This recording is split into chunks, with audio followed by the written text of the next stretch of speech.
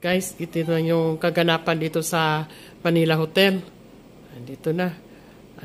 Kanina guys, hindi natin nakuha ng video si Marcoleta kasi mayroon na tayong video sa kanya.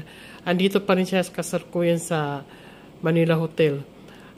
Nagtaka tayo kasi kanina umaga pa yan nag-file si Congressman Marcoleta. Hanggang ngayon nandyan pa sa Manila Hotel.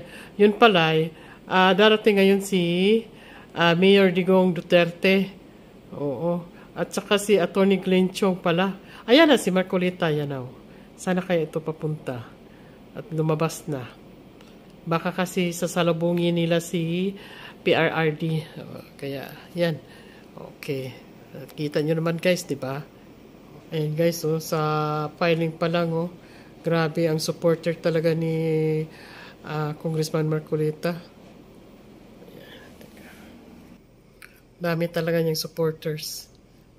Ang inintay natin ngayon dito guys, si Attorney Vic Rodriguez. Wala pa. Antabayanan lang po natin. Ayan guys, andito na si Attorney Vic Rodriguez. Ayan, ang inantay kanina. Ayan, dumating na. Nasaan na ba yung mga DDS vlogger dyan? Wala pa. Ayan.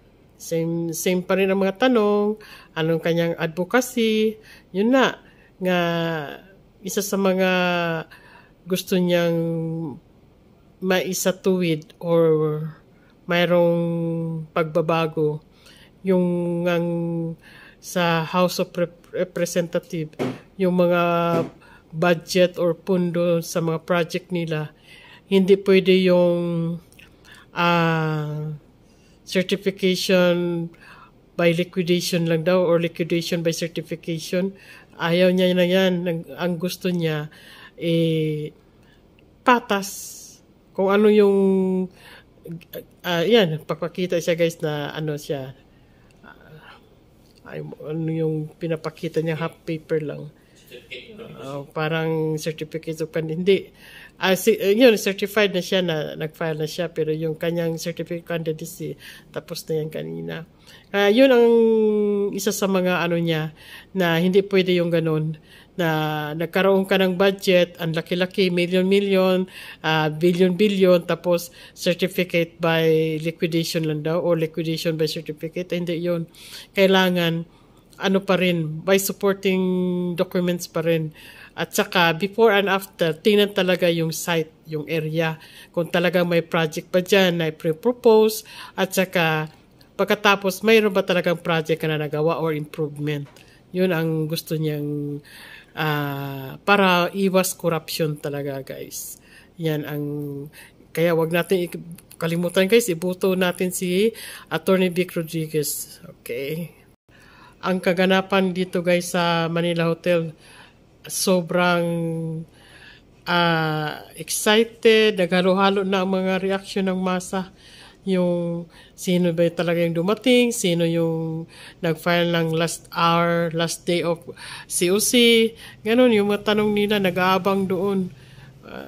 Kumbaga yung mga top senatorial bet na talaga ang dumating dito, ang pinagkaguluhan ng mga tao, guys.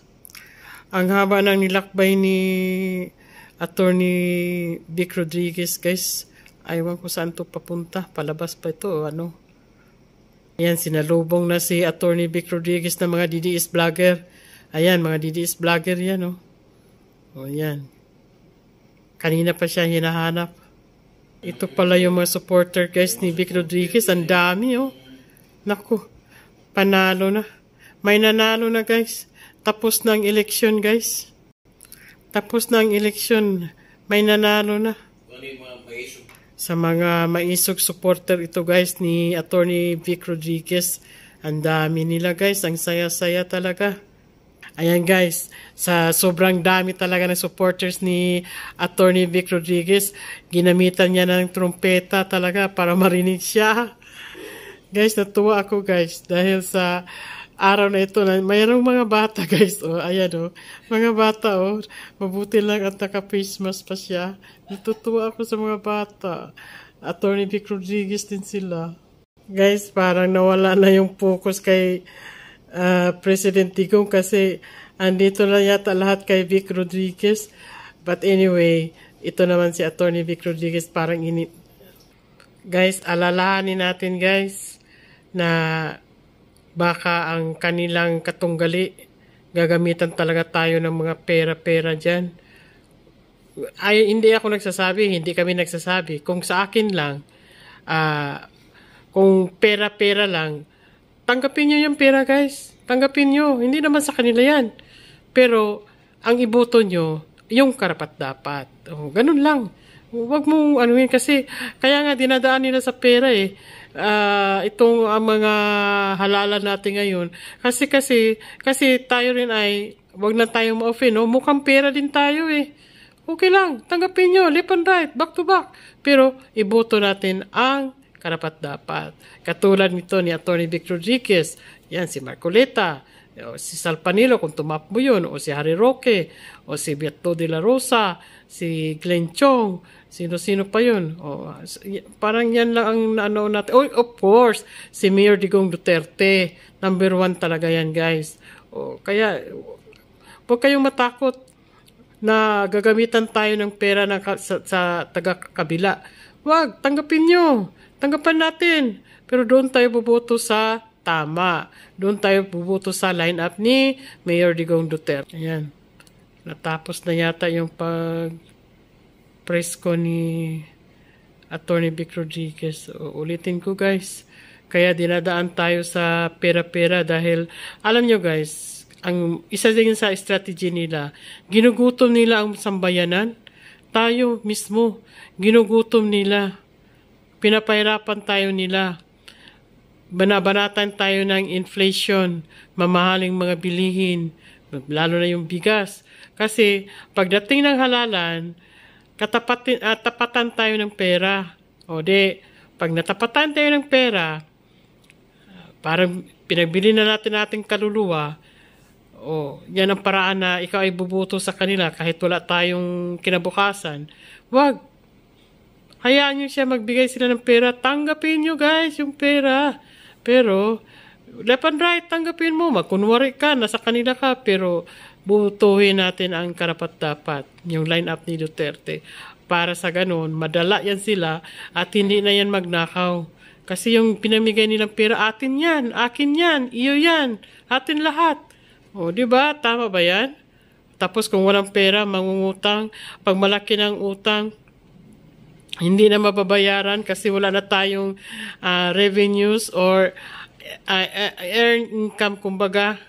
Kung nagtitinda tayo, wala na tayong maitinda, ano pang babalik sa atin? O ngayon, paano yan? Posible yan, yung lahat ng Pinoy na may trabaho o may pension, mayroon yung katapat na rata na ikalta sa'yo, i-deduct sa'yo sa iyong hanap buhay, at yun ang ibabayad nila doon sa kanilang mga utang. Yun ang masakit guys. Kaya wag tayo magpaloko. Don't forget to like and subscribe to my channel, Mother Marin Vlog. Thank you, bye-bye.